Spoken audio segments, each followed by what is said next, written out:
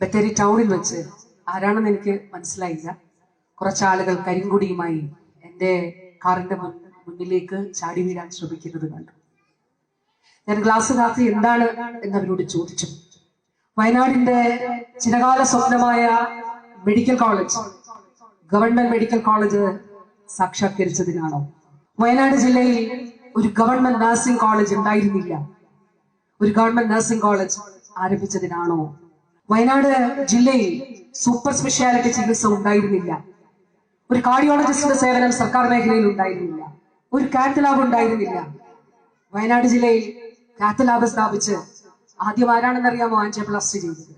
80 വയസ്സുള്ള ഗോത്രവർഗ വിഭാഗത്തിൽപ്പെട്ട ഒരു അമ്മയാണ്.